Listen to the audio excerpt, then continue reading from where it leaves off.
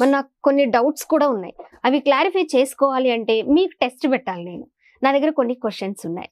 సరే పెట్టండి. ఆ క్వశ్చన్స్ నేను మీకు చెప్తాను, మీరు ఆన్సర్ చెప్పాలి. మీరు నన్ను టెస్ట్ చేస్తారో నేను మిమ్మల్ని టెస్ట్ చేస్తాను? చూద్దాం. ఖచ్చితంగా నేను టెస్ట్ చేయాలనుకున్నాను, మీరే నన్ను టెస్ట్ చేస్తారో. ఇప్పుడే నన్ను భయపెట్టేశారు మీరు.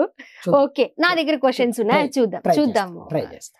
ఓకే మారుతి గారు, ఫస్ట్ క్వశ్చన్ మీకు 576,384 into 6. ఆన్సర్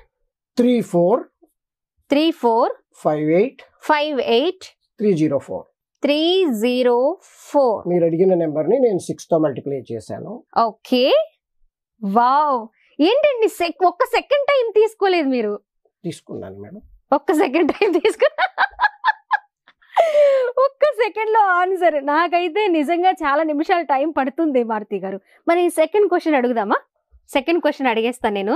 మా వాళ్ళు పక్క నుంచి మేడం ఈ క్వశ్చన్ అడగండి, నెక్స్ట్ క్వశ్చన్కి వెళ్ళండి అని అంటున్నారు.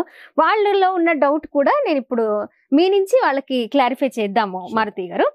సెకండ్ క్వశ్చన్ మారుతి గారు అడగండి. 96 into 48. 4608. 4608. వావ్, 1 సెకండ్ తీసుకున్నారు దీనికి కూడా.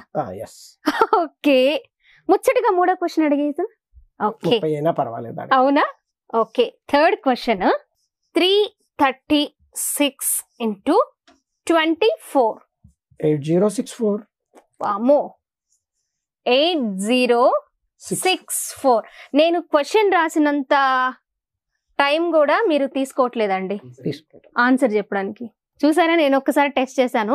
ఇక్కడ నేను క్యాలిక్యులేట్ చేయడానికి మొబైల్లో ఉన్న క్యాలిక్యులేటర్ ఓపెన్ చేసి టెస్ట్ చేయడానికి నాకు 1.5 minute పట్టింది ఈజీగా. నేను క్వశ్చన్ రాసినంత సేపు కూడా టైం తీసుకోలేదు భారతి గారు. అంత స్పీడ్గా సెకండ్స్ లో మనకి ఆన్సర్ చెప్పేశారనమాట. సూపర్ అండి మీరు, నేను ఒప్పుకుంటాను.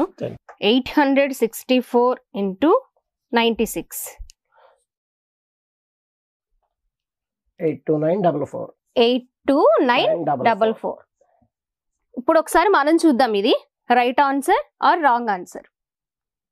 1 సెకండ్ టైం తీసుకుంటున్నారు మీరు అంతే అయితే, అంతేనా?